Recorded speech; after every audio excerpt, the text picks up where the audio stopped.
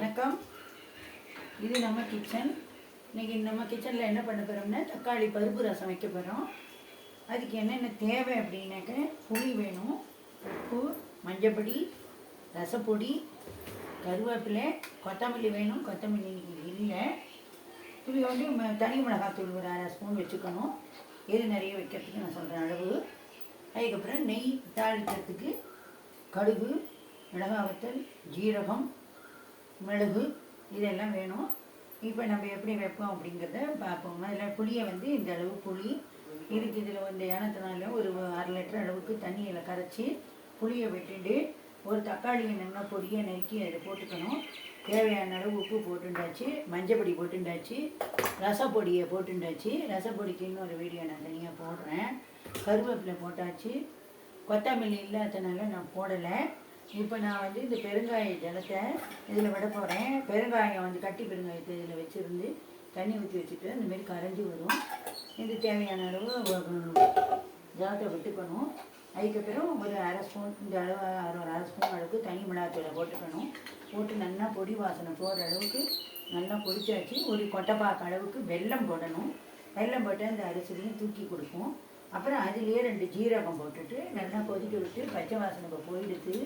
இப்போ என்ன பண்ணுறேன், பருப்பு நல்லா வேக வச்சு நல்லா குழவா நைஸாக இந்த மாதிரி வேக வச்சுருக்கணும். இந்த வேக வச்ச வந்து இப்போ பருப்பை இதில் நம்ம விடணும். விட்டு அடுப்பை நல்லா பெருசாக வச்சுட்டு இது வந்து பொங்கி வரணும். நுரை கட்டி வரணும். நுரை கட்டி வந்த உடனே இதை வந்து ஆஃப் பண்ணிடணும். ஆஃப் பண்ணிவிட்டு அதுக்கப்புறமா நெய்யை விட்டுக்கணும். 1 ஸ்பூன் நெய். கடுகு எப்போ இதுவாக இருந்தாலும் நீங்கள் வந்து ரசத்துக்கு தாளிக்கிறதா இருந்தால் நெய்யில் தாளிங்கோ.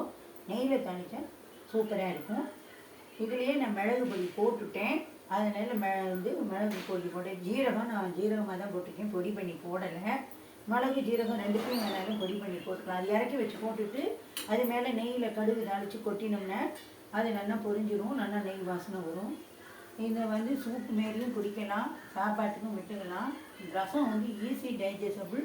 இது எல்லாருக்கும் பிடிச்ச ஒரு ரெசிபி எது அப்படின்னா ரசம் தான் மெயினாக. ரசத்தில் பல விதமாக ரசம் பண்ணலாம். எத்தனையோ வகையான ரசங்கள் இருக்குது. ஒன்லி இது நான் இன்றைக்கி பண்ணியிருக்கிறது தக்காளியும் புளியும் போட்டு பருப்பு போட்டு ரசம் பண்ணியிருக்கேன். இது ஜென்ரலாக ஆர்டினரியாக எல்லா இடத்துலையும் இது பண்ணுறது தான். ஒவ்வொருத்தரும் ஒவ்வொரு மாரி பண்ணுவாள். நான் இது பண்ணியிருக்கேன். இது நீங்கள் வந்து இந்த ரசம் ரெடியானோடனே நான் உங்களுக்கு காட்டுறேன். இது எப்படி என்னங்கிறத நீங்களும் இதே மெத்தடில் உங்களுக்கு தெரிஞ்ச மெத்தட் பல இருக்கும். இருந்தாலும் நீங்கள் இந்த மெத்தடில் என்னுடைய மெத்தட் படி வருஷன் படி நீங்கள் இதை பண்ணி பார்த்துட்டு இது உங்களுக்கு எப்படி இருக்குது அப்படிங்கிறத நீங்கள் சொல்லுங்க.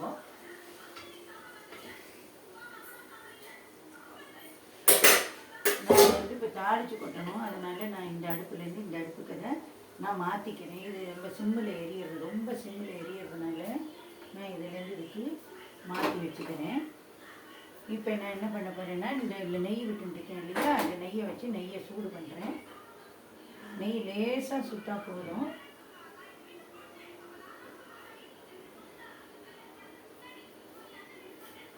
கொஞ்சம் உடனே கடுகு போடணும். 2 மிளகாய் வத்தல். இந்தமாரி மிளகாய் வத்தல் காம்பு எடுத்துகிட்டு இந்தமாரி பொடி பொடியாக கட் பண்ணி வச்சுட்டேன். அந்த சமயத்துக்கு கட் பண்ண வேண்டாம், இது அப்படியே போட்டு விடலாம். நான் பெருங்காய ஜலம் இதில் விட்டுன்றதுனால இதில் பெருங்காய பொடி போடலை. பெருங்காய பொடியை விட பெருங்காயத்தை கரைச்சி அந்த ஜலத்தை விட்டால் தான் ரசம் வாசனையாக இருக்குங்க. முக்கால்வாசி டிஷ்ஷுக்கு சாம்பாராக இருந்தால் கூட நீங்கள் பெருங்காயம் கட்டியாக போடுறதுக்கு பதிலாக அது கொதிக்கும் போது அந்த பெருங்காய ஜலத்தை விட்டுன்னா அது வாசனை ரொம்ப நல்லா இருக்கும். இப்போ இதில் கடுகு தாளிக்கணும். ரசம் நுரை கட்டி வரணும். நுரை கட்டி வந்த உடனே நம்ம ஆஃப் பண்ணிடணும். அதுக்கப்புறம் நம்ம ரசத்தை கொதிக்க விடக்கூடாது. கொதிக்க விட்டோம்னா அதனுடைய வாசனை போயிடும். அதனால் ரசத்தை கொதிக்க விடக்கூடாது. ரசம் நுரை கட்டி வந்த உடனே ஆஃப் பண்ணிடணும். ரசம் இந்தமாரி நல்லா இந்தமாரி நல்லா தெளிவாக இருக்கணும். அப்போ தான் ரசம் நல்லா இருக்கும். சாம்பார் மாரி இருந்தால் அது நல்லா இருக்காது.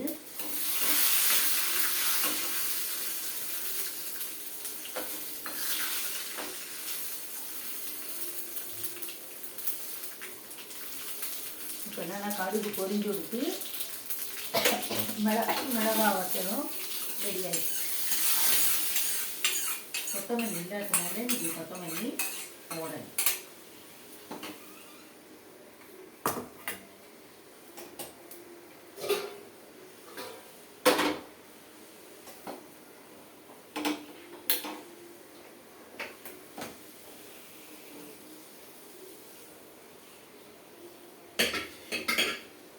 இப்போ ரசம் நல்லா நுரைச்சி வந்துடுது. இதை நான் ஆஃப் பண்ணிடுறேன்.